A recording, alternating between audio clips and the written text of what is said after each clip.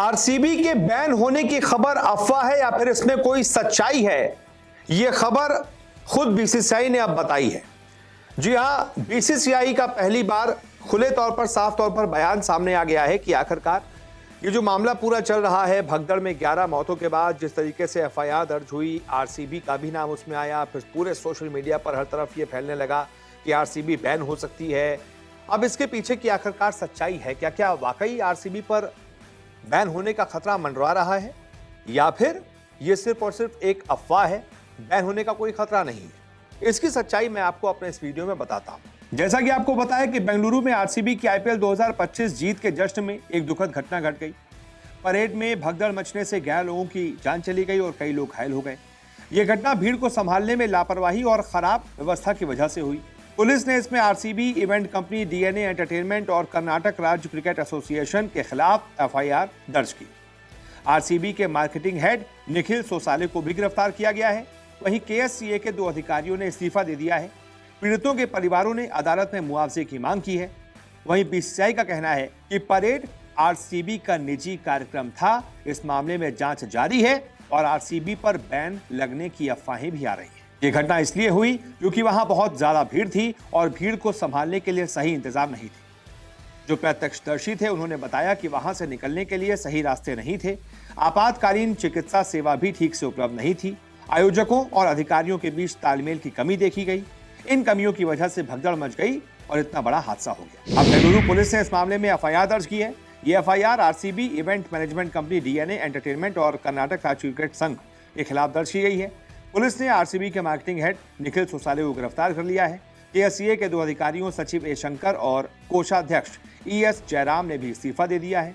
उन पर राजनीतिक और जनता का बहुत ज्यादा दबाव था। इस हादसे के बाद लोगों में बहुत गुस्सा है। कई पीड़ितों के परिवारों ने अदालत में मामला दर्ज कराया है। वो चाहते हैं कि दोषियों के खिलाफ सख्त कार्रवाई हो और उन्हें मुआवजा मिले। अब बीसीसीआई ने इस पूरे मामले पर बड़ा बयान दे दिया है। भारतीय क्रिकेट कंट्रोल बोर्ड ने इस घटना पर सफाई दी है। बीसीसीआई का कहना है कि यह परेड आरसीबी का निजी कार्यक्रम था। बीसीसीआई ने इसे आयोजित नहीं किया था। बीसीसीआई के सचिव हैं देवाजीत सैकिया। उन्होंने कहा कि यह घटना दुर्भाग्यपूर्ण घटना थी। उन्होंने यह भी कहा कि किसी स्तर पर बीसीसीआई को कुछ करना होगा, हम चुप नहीं रह सकते। यानी कि उन्होंने सीधा सीधा आरसीबी को इसके लिए जिम्मेदार बता दिया। उन्होंने आरसीबी के लिए कह दिया कि आरसीबी का निजी कार्यक्रम था, बीसीसीआई ने आयोजित नहीं किया था और बहुत दुर्भाग्यपूर्ण थी।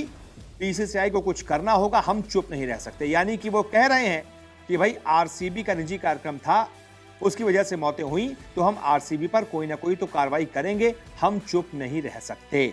यानी कि आरसीबी पर बैन होने की खबर अफवाह नहीं थी, इसमें दम था। सैकिया ने आगे कहा कि ये आरसीबी का निजी मामला था, लेकिन बीसीसीआई भारत में क्रिकेट के लिए जिम्मेदार है। हम ये सुनिश्चित करने की कोशिश करेंगे कि भविष्य में ऐसी घटनाएं ना हो। यानी कि वो फिर कह रहे हैं कि ये आरसीबी का निजी मामला था, बीसीसीआई इसके लिए जिम्मेदार नहीं है। बीसीसीआई भारत में सिर्फ क्रिकेट की जिम्मेदार है, ऐसा आगे ना हो, हम ये सुनिश्चित करेंगे। कैसे सुनिश्चित होगा? जब वो कोई सख्त कार्रवाई करेंगे, वो एक नजीर पेश करेंगे ताकि आगे से कोई भी फ्रेंचाइजी ऐसी लापरवाही ना कर पाए। अब ऐसी स्थिति में आईपीएल बीसीसीआई की सबसे कीमती संपत्ति है। इस घटना ने बीसीसीआई को मुश्किलों में डाल दिया है।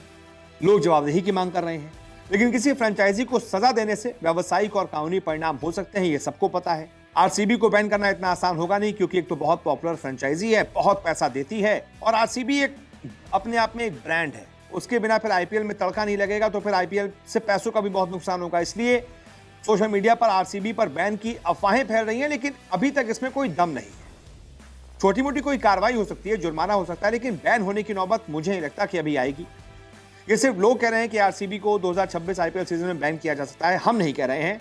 हम ये कह रहे हैं कि भाई बीसीसीआई पहले भी मैच फिक्सिंग वाले कांड में Chennai super Kings, Rajasthan Royals को स्पॉट फिक्सिंग के मामले में बैन कर चुकी है, लेकिन वो बहुत बड़ा मुद्दा था, स्पॉट फिक्सिंग का मुद्दा था, साबित हो गया था। अभी आरसीबी पर दोष साबित नहीं हुआ है। हो सकता है वहां पर जो स्टेट एसोसिएशन है, क्रिकेट एसोसिएशन, उसकी गलती हो। आरसीबी ने साफ बताया हो कि भाई हम जश्न मनाएंगे, तो आप इंतज़ाम कर दीजिए, लोग आएंगे तो मतलब बहुत सारी चीज़ें हैं। और सीधा सीधा 11 मौतों के लिए आरसीबी नहीं भी जिम्मेदार हो सकती है, या हो भी सकती है। मैं तो इसमें कुछ नहीं कह सकता। जो कोर्ट इसमें फैसला सुनाएगा वही आखिरी होगा।